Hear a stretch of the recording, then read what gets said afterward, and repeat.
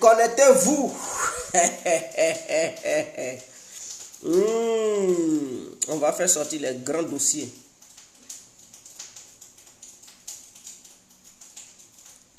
Connectez-vous, connectez-vous.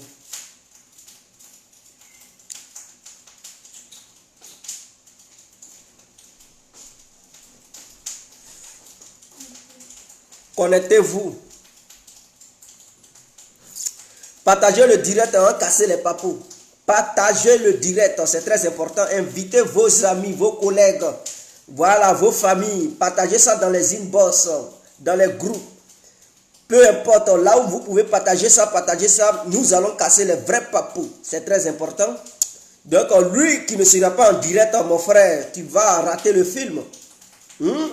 Vous allez rater le vrai film. Donc, partagez, partagez. Et connectez-vous. Lui qui ne va pas être là, mon frère ou ma soeur. Les vraies infos, les vrais dossiers vont sortir. Je dis bien les vraies infos, les vrais dossiers vont sortir. Alors, connectez-vous massivement. Connectez-vous massivement.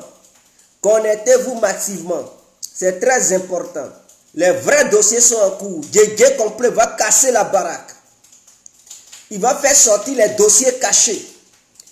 Les dossiers que certaines personnes pensaient que c'était à l'abri. Nous allons les faire fuiter. C'est très important. Alors, nous vous exhortons de vous abonner massivement sur la page Fin des perturbateurs politiques. Est-ce que vous comprenez le fond et le sens du nom de la page? Fin, je dis bien fin des perturbateurs. Ceux qui perturbent notre politique, c'est leur fait. Donc cette page est là pour promouvoir la fin des perturbateurs politiques. Voilà pourquoi elle se fait appeler fin des perturbateurs politiques. Donc abonnez-vous massivement. Et il y a d'autres qui disent, mais Guégué, on ne te voit plus sur Facebook. Oui, c'est vrai. Parce que tous mes abonnés étaient abonnés sur la page Info Afrique. Malheureusement, Info Afrique a été piraté par je ne sais qui m'a radié de moi ma propre page en se faisant passer pour le propriétaire de la page, et donc je n'avais plus accès à cette page. Voilà pourquoi j'ai créé cette nouvelle page. Sinon aujourd'hui j'allais être dans les 150 000 abonnés. Malheureusement j'étais à 60 000 abonnés et ils ont piraté. Donc je reprends à nouveau, je redémarre le compteur. Donc je vous fais confiance, je sais que cette nouvelle page, nous allons promouvoir ensemble la publicité de cette nouvelle page pour que nous soyons ensemble sur cette page pour s'échanger les informations.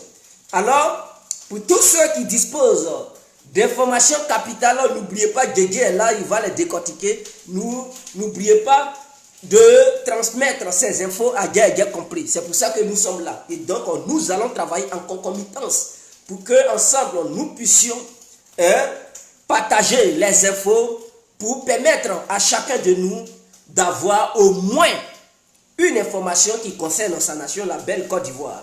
Alors aujourd'hui, nous sommes là pour casser les papous. Donc, connectez-vous. Il s'agit des papous de Soro Guillaume. Parce que beaucoup ne savent pas qui est Guillaume Soro. Donc, nous allons un peu parler de lui. Soro Dibafori Guillaume. Qui est ce mec?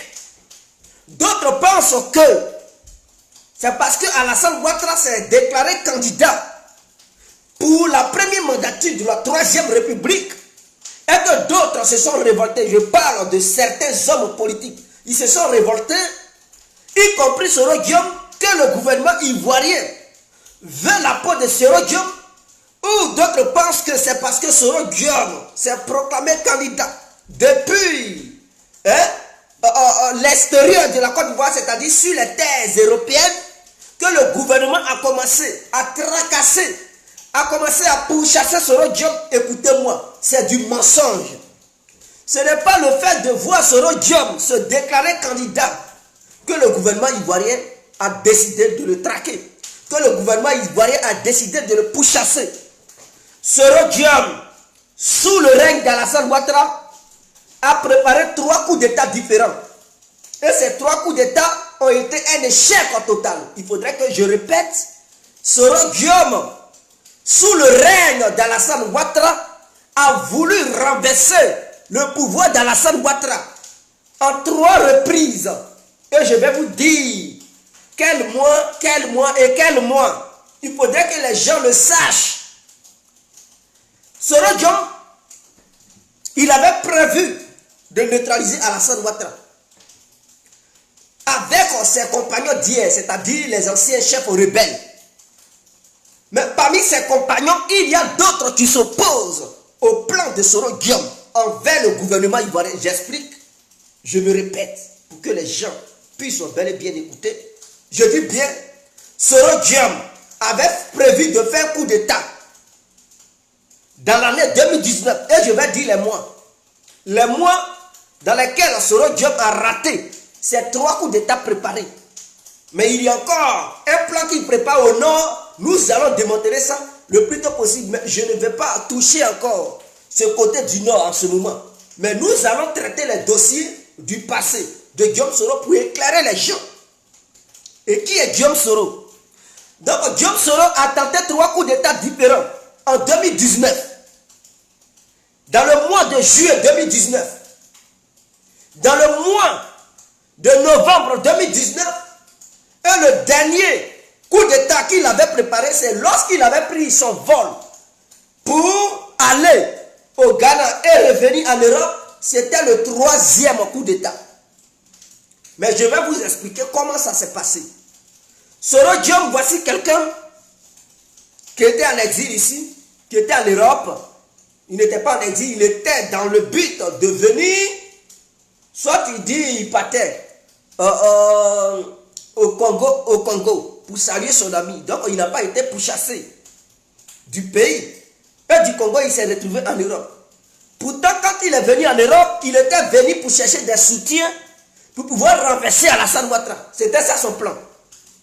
Donc au pays là-bas, il y a des soldats au sein de l'armée nationale ivoirienne, au sein des forces de l'ordre et de défense de la Côte d'Ivoire, des gens qui sont complices avec Guillaume Soro. Et ces gens-là, parmi eux, il y a ses anciens collègues. Je parle des chefs militaires de la zone CNO, c'est-à-dire les anciens rebelles, ceux qui étaient les différents patrons de la rébellion. Donc Soro Diom est en contact avec eux. Et c'est avec eux qu'il voulait renverser le gouvernement d'Alassane Ouattara. Mais qu'est-ce qui s'est passé? Parmi ces anciens chefs rebelles, il y a 3 chefs rebelles qui s'opposaient au plan de Soro Diom, qui font blocage. Qu'est-ce qu'ils ont dit? Ils ont dit qu'ils ne sont plus des enfants. Ils sont maintenant âgés. Ils ont pris de l'âge. Donc ils ne vont pas encore tirer au sein du pays. Ils ne vont pas encore semer la zizanie au sein de notre nation. Et que lorsqu'ils avaient pris les armes, ils étaient encore très jeunes. Mais maintenant, ils ne sont plus jeunes. Ils ont pris de l'âge. Et donc, la sagesse leur recommande d'être honnêtes, d'être sincères envers la République, de ne plus se laisser manipuler. Et donc, eux, ils s'opposent à tout désordre au sein de notre nation. Soro Diom n'étant pas d'accord, il voulait éliminer ces 3 chefs rebelles. Je répète, Soro Diom, au sein de l'armée actuelle en Côte d'Ivoire, il y a 3 gradés qui étaient les compagnons de Guillaume Soro hier, qui eux, ils s'opposent au plan de déstabilisation de Guillaume Soro. Et donc Soro Diom avait prévu de les éliminer physiquement. Alors, je cite 2 noms. Je vais laisser le 3e nom. Il y a le colonel Vecchio, vous connaissez tous son Vecchio. Soro Diom avait prévu de l'éliminer. Parce que lui, il s'oppose au plan de déstabilisation de Guillaume Soro. Et il dit, tant que lui, il est là, Soro Diom ne peut pas déstabiliser le pays. Donc, il représentait un obstacle pour Guillaume Soro. Et Guillaume Soro avait décidé de le liquider. Parce qu'il est un danger pour le plan de Guillaume Soro. Secondo, il y a Koné Zakaria, qui lui aussi il s'oppose au plan de déstabilisation de Guillaume Soro. Le 3e, je tais son nom. Et donc, voici, j'ai cité 2 parmi eux. Le 3e, je laisse son nom. Sinon, le reste était d'accord. Le reste avait déjà donné leur accord à Guillaume Soro. Sachant bien que si le reste Dégaine, mais les 3 autres, ils contrôlent aussi des bataillons. Sans compter les autres bataillons, les forces spéciales mises sur pied par le gouvernement. Donc aussi, ils s'ajoutent sur ces 3 bataillons. Le bataillon de Vekyo, de Kone Zakaria et de l'autre. Plus les forces spéciales seront Guillaume, il sait que ces éléments ne vont pas tout de suite réussir le coup qu'il préparait. Parce que lui, il voulait faire un coup éclair. Un coup d'état éclair. Pour maîtriser les autres forces de la nation. Donc, il voulait corrompre.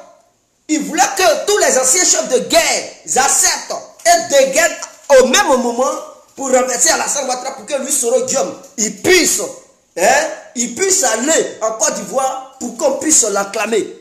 Chose qui a été déjouée. Oui, chose qui a été déjouée parce que lorsque ce même Guillaume Soro a mis ce coup sur pied, mais les informations sont arrivées automatiquement dans les oreilles du gouvernement ivoirien. Je répète, lorsqu'il a préparé, ce coup avec qui? Il y a un monsieur qu'on appelle Segondo ou bien Secongo. Quelque chose là. Comment il s'appelle? Félicien Segongo, je ne sais pas. Mettez le nom de truc comme Félicien Segongo, je ne sais pas. Ceux qui connaissent bien le nom, écrivez le nom. Donc c'est avec ce monsieur que Soro Guillaume était en contact en Côte d'Ivoire. Dans le but, excusez-moi.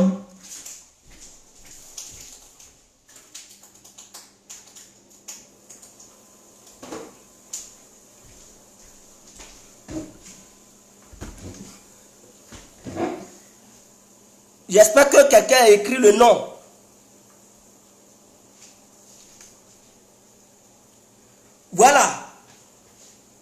Voilà, monsieur Secongo Félicien.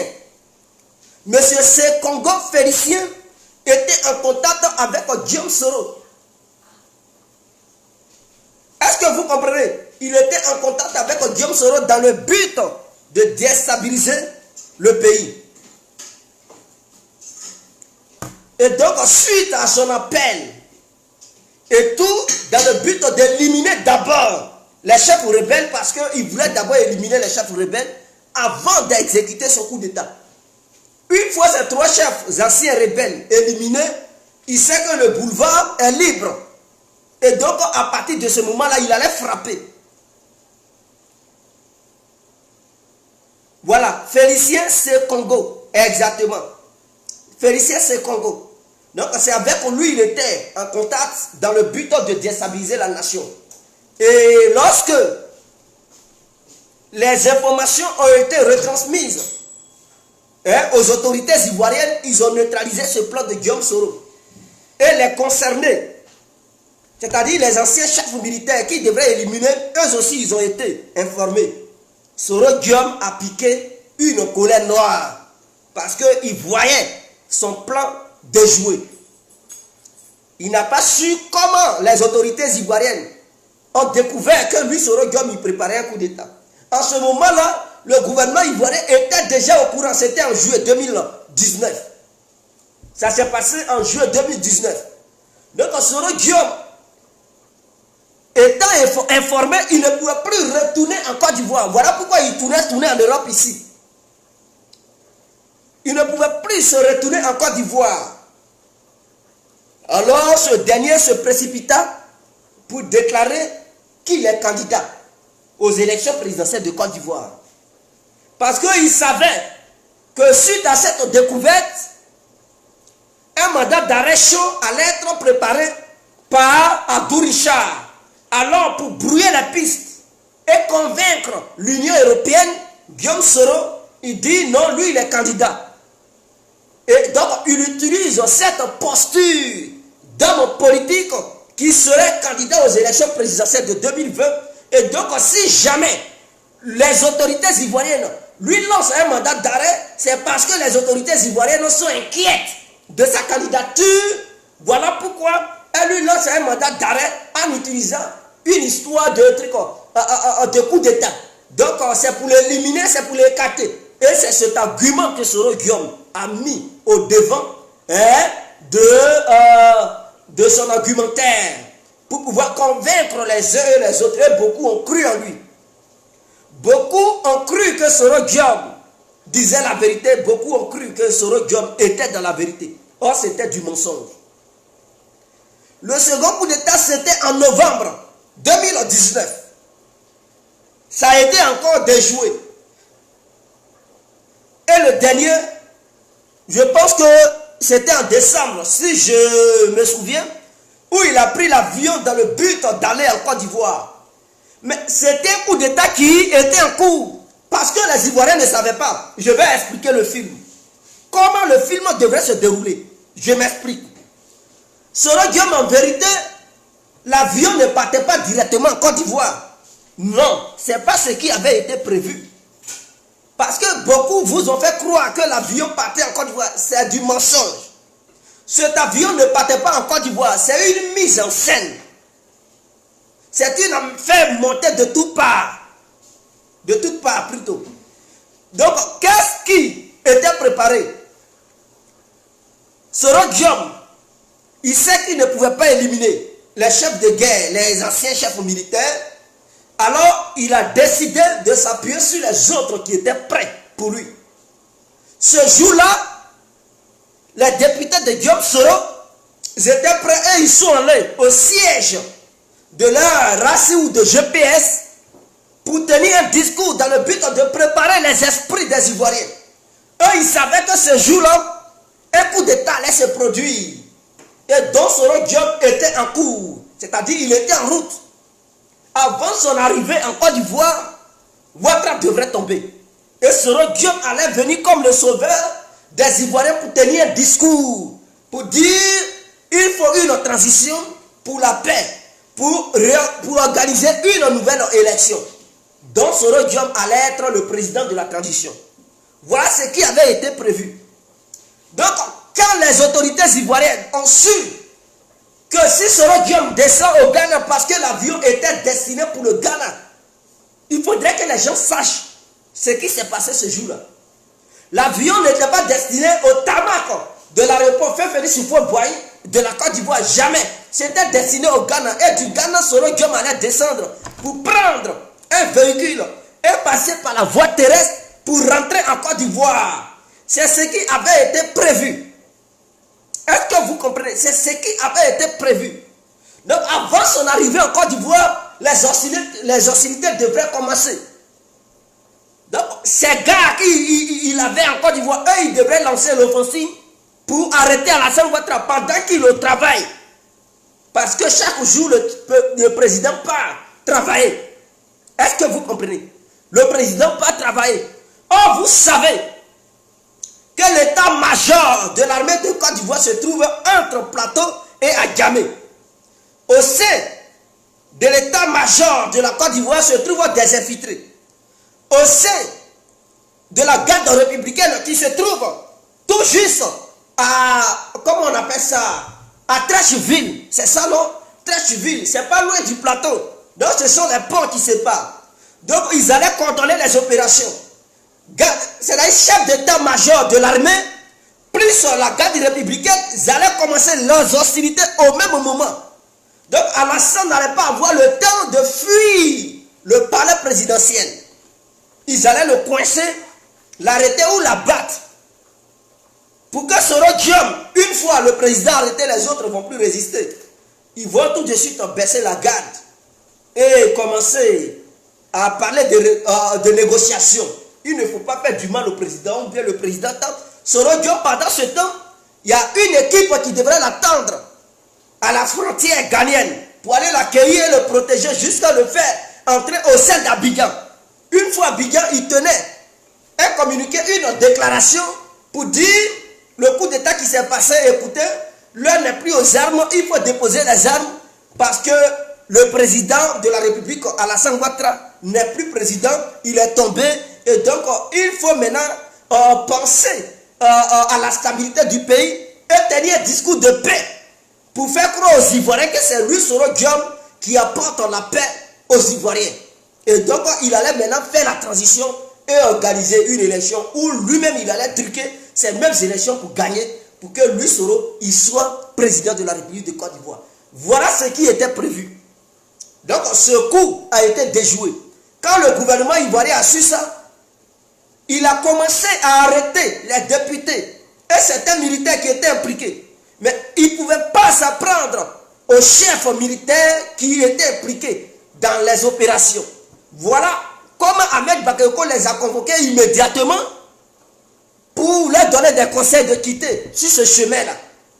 Et ils ont été reçus par le ministre Ahmed Bakayoko et son excellence, son monsieur, le président Alassane Ouattara.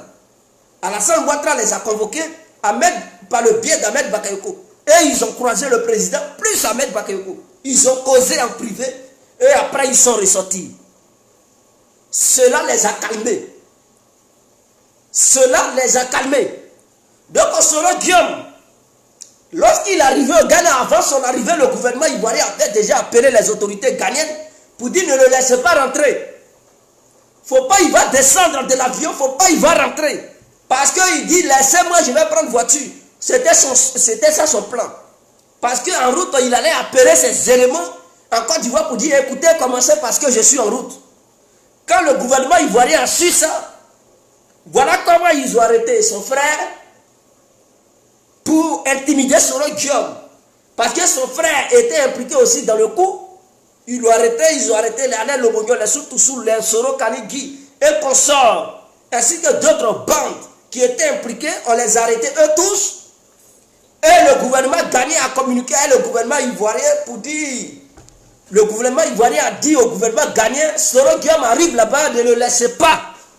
Faut pas, il va sortir de l'avion, qui se retourne là où il est quitté. Donc arrivé au Ghana, à l'aéroport du Ghana, il voulait descendre. Les autorités ghanéennes ont dit non, Soro tu ne descends pas. Repars où tu es quitté. Et donc son coup d'état venait de foirer. C'est comme ça il négocie avec son pilote pour se retourner. Comment on appelle ça? Pour se retourner en Espagne. De l'Espagne, il négocie pour rentrer en France. Est-ce que vous comprenez? Donc c'était ça le coup préparé par Guillaume Soro. Mais Guillaume Soro, ce qui se passe en Suisse, parce que hier j'avais parlé de la Suisse, pour dire Guillaume Soro est en Suisse avec une fille du nom Sira Diawara. Ce n'est pas du mensonge, c'est bel et bien la petite amie de Guillaume Soro. Cette fille, elle est bel et bien fortunée, elle a de l'argent. Mais en dehors de cette fille, Soro Guillaume a encore deux autres femmes. Je m'explique. En dehors de cette fille, Sira Diawara, Soro Guillaume a encore deux autres filles. Sinon, femmes, bon, elles sont grandes, ce sont des femmes. Il a encore deux autres femmes. Il y a une qui est dans la ville de Zurich et une autre à Genève. Donc, il a deux femmes à Genève et une femme à Zurich. Je ne vais pas dire les noms, mais je vais commencer les lettres. Il y a une, son nom de famille commence par O. Et son prénom commence par T. Donc OT. Soro Guillaume, je pense que s'il regarde cette vidéo, il sait de qui je parle.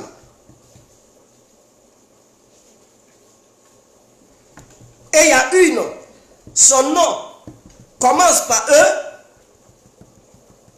Et se termine, et son prénom commence par C. Donc EC. Soro Guillaume sait de qui je parle. Et donc s'il suit cette vidéo, il va savoir. Donc il a deux femmes. Sira Diawara, qui est à Genève. Il y a une autre qui est aussi à Genève, mais elle n'est pas du nord de la Côte d'Ivoire. Elle est d'une autre ethnie de la Côte d'Ivoire. Elle aussi, elle est à Genève.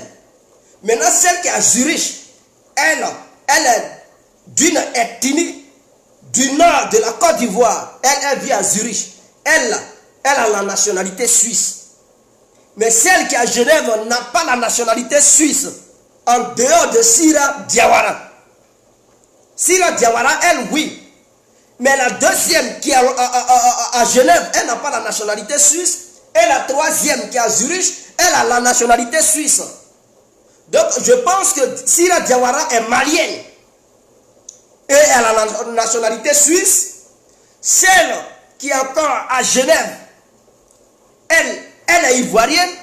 mais elle ne vient pas du nord de la Côte d'Ivoire. Elle est d'une autre ethnie de la Côte d'Ivoire. Et celle qui est à Zurich, elle vient de la Côte d'Ivoire, mais elle est d'ethnie du nord de la Côte d'Ivoire. Donc voici les 3 copines de Guillaume Soro qui sont en Suisse. Est-ce que vous comprenez? Donc au cas, c'est-à-dire le dernier plan de Guillaume Soro, qu'est-ce qu'il a prévu? Je vais vous dévoiler ça. Et lui-même, bon, il y a quelqu'un, Moussa Konaté, qui, bon, moi je ne sais pas, mais je n'ai pas dit non de qui que ce soit, j'ai dit OT. Donc voici. Maintenant, ceux qui connaissent, ils savent de qui je parle. Ceux qui ne connaissent pas, ils savent aussi.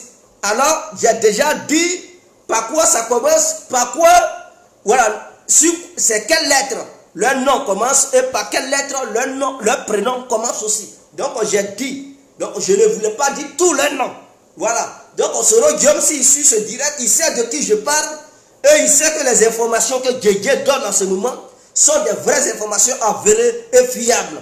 Donc, lui-même, il va dire, mais Guégué, où est-ce qu'il a eu ces informations? Mais le dernier plan de Guillaume Soro, il faudrait qu'on en parle. Qu'est-ce que Guillaume Soro avait prévu? Au cas où la France prépare un coup pour l'arrêter, voici le dernier plan de Guillaume Soro. Puisqu'il n'a pas eu le visa de l'Afrique pour aller en Suisse, donc pour rentrer en Suisse, il est rentré par voie terrestre. Soyez clairs, soyez en Suisse, il ne peut pas se marier en Suisse. On va lui mettre les bâtons dans les roues, il ne peut pas se marier parce que la loi suisse est claire. Lorsque tu ne prends pas le visa de la Suisse et que tu viens d'un autre pays étranger, tu débarques là-bas, tu ne peux pas te marier. Même si ta petite amie, elle est suisse, ou bien les Suissesses, voilà les filles de Suisse, on les appelle les Suissesses, il ne peut pas se marier. Il va lui dire, mais tu es rentré en Suisse, quel jour, dans quel aéroport tu es descendu? Où sont les documents? Il va dire, non, c'est pas voie terrestre à travers la France. Ils vont dire, écoutez, monsieur, ce n'est pas la Suisse qui vous a fourni le visa, donc vous ne pouvez pas vous baser sur un visa français ou un visa d'un autre pays pour vouloir faire le mariage sur le territoire suisse. Si vous voulez faire un mariage, retournez-vous en Afrique, dans votre pays, et prenez le visa pour venir en Suisse de façon légale. Guillaume Soro étant au courant, il sait qu'il ne peut pas rentrer dans n'importe, il ne peut jamais mettre pied dans n'importe quel pays africain. Il le sait. Dès que nous on apprend qu'il est dans tel, c'est nous on va informer Alassane pour dire il est là-bas. Alassane prend contact avec l'ambassadeur de ce pays qui est représenté en Côte d'Ivoire pour arrêter Soro Guillaume et l'extrader automatiquement en Côte d'Ivoire. Il faudrait que ça soit clair. Parce qu'il n'a pas plus d'argent que l'État ivoirien. S'il faut miser des milliards pour qu'on puisse l'attraper comme un poussé, on va le faire pour l'extrader en Côte d'Ivoire et l'enfermer de façon perpétuelle. Il faudrait que ça soit clair. Nous, on ne veut pas sa mort. C'est lui qui veut la mort des uns et des autres. Mais nous, on veut qu'il vive. Mais il faudrait que la sentence soit assez lourde pour lui en étant dans une petite cellule géolique de la Maca, bien décorée. Il faudrait que ça soit clair. Donc, selon Dieu, au pire des cas, il voulait faire quoi? Quand la France va vouloir le liquider, à travers la diplomatie entre les deux États, l'État ivoirien et l'État français, Soro Guillaume a prévu de prendre la fuite sur la Suisse. De la Suisse, il va brouiller les pistes pour venir en Belgique. Est-ce que vous comprenez le film? C'est-à-dire, il veut faire perdre, il veut que les services de renseignement qui le surveillent, des gens qui ont l'œil sur lui, il veut brouiller la piste. Qu'est-ce qu'il fait, lui, Soro Guillaume? Il veut rentrer en Suisse, de la Suisse, il sort. De la Suisse, il sort en Belgique. Et de la Belgique, en Anti-Baba. Parce qu'il est toujours en contact avec un Anti-Baba. Il faudrait que les gens le sachent. Parce que Anti-Baba était la petite amie de Guillaume Soro. Oh, vous savez, ancien feu, là, ça ne tarde pas à s'allumer. C'est-à-dire, lorsque tu dis, c'était mon copain. Lorsque la discussion est là, mon frère, ça peut se réallumer. Donc, il est toujours en contact avec un Anti-Baba. Une fois en Suisse, il allait se retrouver sur le territoire belge. De la Belgique, il allait prendre un jet privé pour fuir l'Europe. en direction du Cameroun. Par le biais de ses amis camerounais qu'il a là-bas, il allait débarquer au Cameroun. Une fois au Cameroun, il allait prendre la voie routière pour passer, pour traverser les pays de l'Afrique et passer du côté du Ghana pendant que le gouvernement l'attend du côté du nord de la Côte d'Ivoire en pensant que Soro Diom va sortir au nord de la Côte d'Ivoire. Lui, il va frapper pour rentrer à l'est de la Côte d'Ivoire, du côté ghanéen. Quand vous remarquez dans ce temps-ci, vous voyez que l'est de la Côte d'Ivoire est trop bouillonné par rapport aux autres coins de la Côte d'Ivoire. C'est-à-dire, quand vous prenez les manifestants, ceux qui manifestent, ceux qui veulent créer une base arrière en utilisant les villes et villages de l'Est, vous comprenez que ce n'est pas loin du Ghana. C'était ça le plan de Guillaume Soro, qu'il en fasse tout possible pour prendre certaines villes non loin des frontières ghanéennes. Et lui, Soro, il fait son plan, il débarque et il rentre par voie routière et il va commencer à galvaniser ces éléments. Et sa présence sur le territoire national allait pousser certains chefs de guerre du passé avec Guillaume Soro. Ils allaient prendre position pour Guillaume Soro et ils allaient trahir l'armée ivoirienne. Voici le plan qui est prévu au cas où. Son dernier plan, sa dernière cartouche. Mais nous allons déstabiliser ça. Nous allons déstabiliser ce dernier plan-là. Donc je viens d'exposer cela. Et Soro Diom doit savoir que le gouvernement ivoirien est déjà au courant. Mais c'est le public qui ne le sait pas. Et donc moi je viens là pour informer le public. C'est le public qui ne le sait pas. Sinon le gouvernement ivoirien est informé de A à Z. Il faudrait que lui Soro il le sache. Tous ces faits et gestes sont surveillés et nous le voyons. Là où il pense qu'il est caché, c'est là-bas on dort. Il doit le savoir. Guillaume Soro doit prendre conscience. Alors, la rencontre entre Henri Konan Bédié et son excellence monsieur le président Alassane Ouattara, je vais vous donner les infos. Parce que d'autres Ivoiriens ne le savent pas. Cette rencontre, Bédié a été claire avec son excellence monsieur le président ivoirien, monsieur Alassane Ouattara.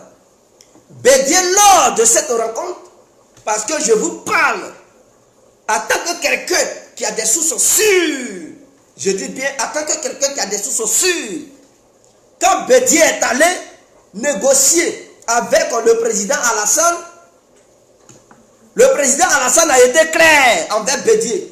Bédié dit, bon, pour toute négociation, il faut libérer mes collègues et permettre aux exilés politiques de rentrer, y compris Soro Diom. Alassane a dit, non, non, non, non. Pas question. Je peux libérer les autres parce que les autres se sont révoltés suite à ma déclaration de candidat à la première mandature de la Troisième République. C'est ainsi que d'autres se sont révoltés contre ma personne et beaucoup ont fui le gouvernement pour s'opposer à moi. Donc leur révolte, je comprends ça parce que je suis candidat. Donc eux, ils se révoltent contre ça. Pour eux là, on peut s'asseoir, discuter et trouver un consensus. Pour eux là, on peut s'asseoir, discuter et trouver une entente. Mais concernant Soro Diom, mon grand frère Bédié, ne faites pas comme si vous n'êtes pas au courant. Il a dit non, mais il faudrait que Soro rentre. Alassane lui a dit clairement et honnêtement que tout le monde peut rentrer, mais sauf Soro Diom. C'est Bédié qui a parlé aussi de Gbagbo pour dire mais Gbagbo il va rentrer quand et tout. Mais écoutez, le passeport de Gbagbo était déjà prêt. Donc le fait de lui donner son passeport, c'est un geste fort pour prouver à Bédié que lui, Alassane Ouattara, il est sérieux. Parce qu'il a dit à Bédié que votre frère Gbagbo recevra son passeport. Et il rentrera en Côte d'Ivoire après mon investiture. Donc nous allons réunir toutes les conditions pour permettre à Laurent Gbagbo de rentrer en Côte d'Ivoire. La rencontre entre Assou Adou et Ahmed Bakayoko ainsi que l'autre, comment il s'appelle, il y avait un troisième dont j'ignore son nom, je vais oublier son nom.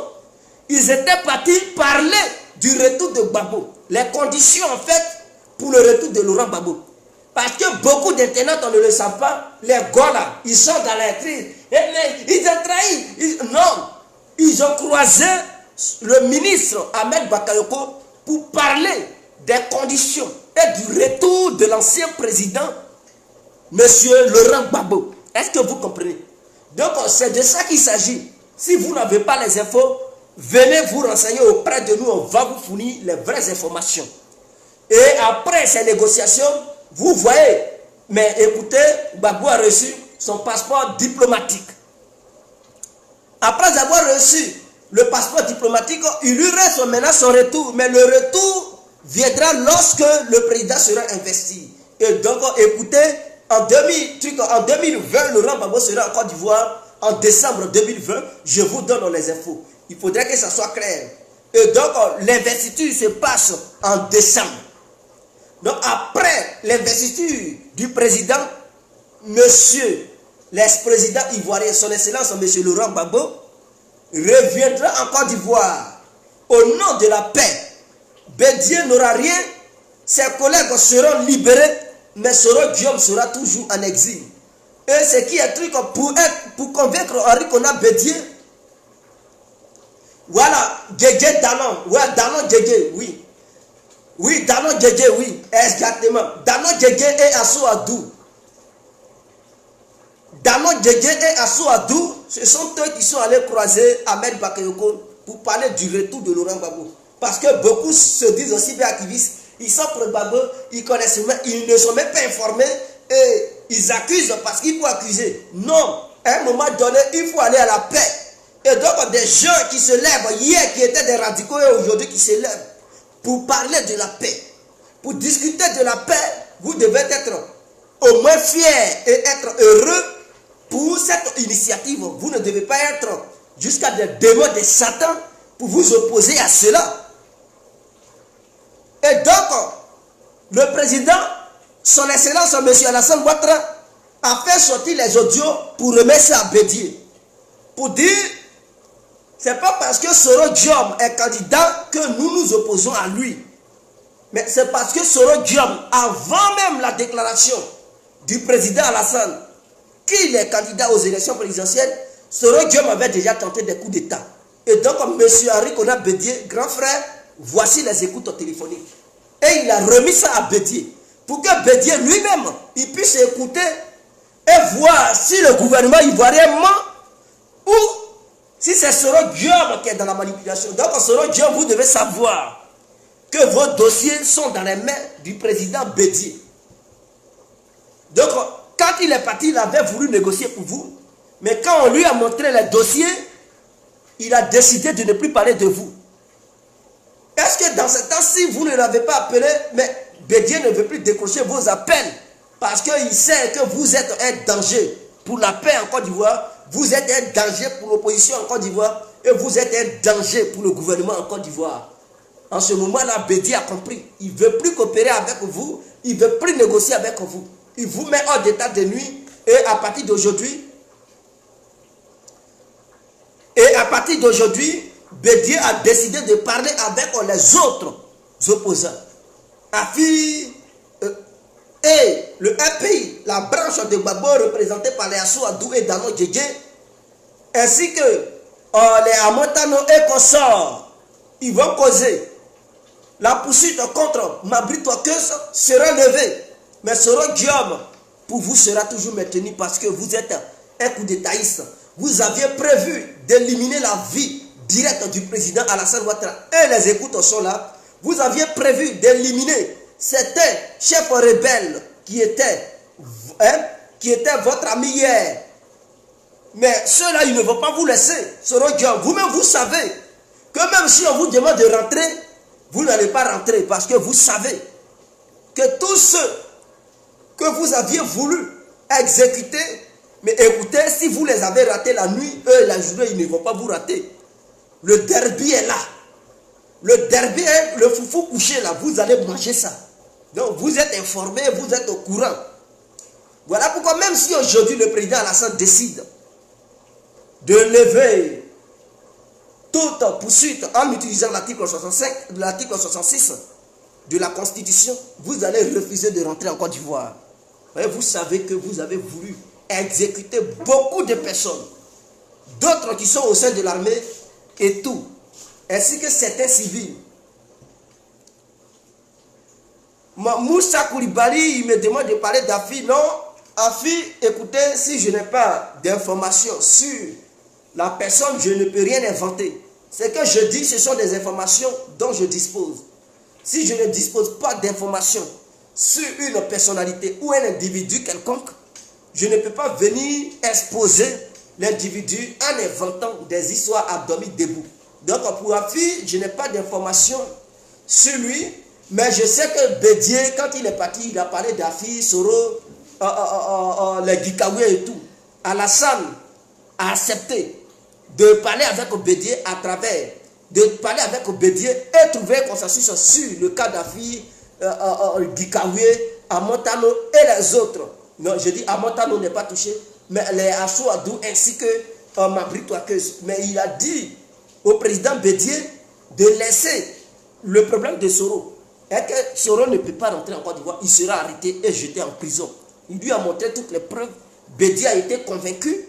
Et donc à partir d'aujourd'hui, Soro ne peut plus manipuler Bédié parce que Bédié a pris conscience. Il sait tout ce qui avait été caché au grand jour dont le gouvernement disposait.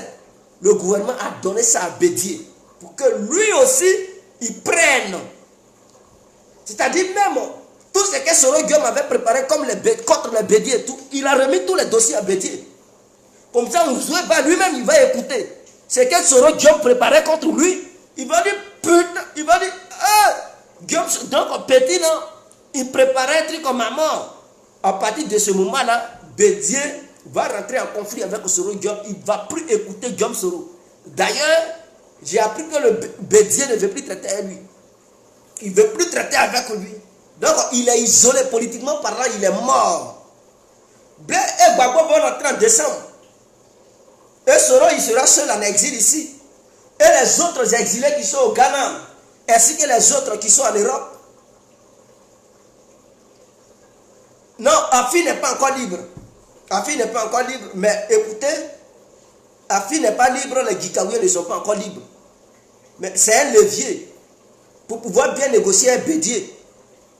Ah oui, mais il faudrait que le président Alassane soit en position de force quand même. Il ne doit pas les libérer tous. Maintenant, il va s'appuyer sur quoi pour essayer de bien poser un Bédié. Donc, ceux qu'il a attrapés autour de Bédié, là, ce sont des gens sur lesquels il s'appuie pour négocier un Bédié. En ce moment-là, Bédié, il sait que lui aussi, il veut la libération de ses collègues politiques de l'opposition. Et le président Alassane aussi, il veut aussi gain de cause pour la stabilité du pays. Donc, en échange de la stabilité, Alassane, il libère les autres. Et les autres, ils décident de ne plus perturber le pouvoir d'Alassane. Donc, c'est quitte, gagnant. Tu gagnes, je gagne. Mais s'il les libère tous, il va s'appuyer sur qui? Pour négocier un Bédié. Il faudrait qu'il y ait des leviers de pression quand même. C'est ça qu'on appelle la politique. Donc, voici ce que Alassane a décidé de faire. Afi ne doit pas partir en prison et que Bédié soit libre, puisque Afi est le porte-parole de Bédié. Le mouvement qui a été créé a bel et bien président, et le président c'est Bédié. Donc tout gouvernement a un porte-parole. Donc Afi a été aussi un porte-parole. On ne peut pas vouloir sa mort et écarter la mort de Bédié. On ne peut pas vouloir son emprisonnement et écarter l'emprisonnement de Bédié. Donc je pense que quittons dans les émotions et parlons de la réelle politique. Voilà. Qu'il les libère, mais en retour, il faudrait qu'il garantisse la sécurité du peuple ivoirien, qu'il lève le mot d'ordre. De la manière Afi, il appelait la presse internationale et nationale pour tenir ses propos. Ils vont aussi le libérer, il va appeler toute la presse pour tenir aussi des propos pour dire, écoutez, le mot d'ordre de la désobéissance civile est levé. Et donc, à partir d'aujourd'hui, nous reconnaissons le gouvernement d'Alassane Ouattara. Il va tenir un discours et puis tout va bien. Ceux qui ont été envoyés sur le terrain et qui ont commis des bêtises, mais écoutez, personne ne les a attrapés, personne n'a obligé ces gens-là d'aller manifester. Ils vont payer la sentence très lourde et cela leur servira de leçon. Et la prochaine fois, ils ne vont plus sortir pour faire n'importe quoi. Donc, je pense que on est d'accord. C'était l'info que je tenais à faire passer. Mais écoutez, peut-être il y aura d'autres informations qui viendront le soir ou demain. On va casser les papous. Parce que Soro Guillaume prépare encore un autre coup dans une ville ivoirienne. Et je ne peux pas dire le nom de cette ville. Mais on en parlera dans les jours à venir. Soit ce soir ou demain, on va en découdre. Donc n'oubliez pas de vous abonner sur la page et de partager la vidéo massivement pour permettre aux uns aux autres d'avoir des vraies informations. Sur ce, on se laisse. C'était l'incontournable bien compris. Vive la Côte d'Ivoire, vivre la paix en Côte d'Ivoire et vivre le gouvernement d'Alassane Ouattara. On est ensemble.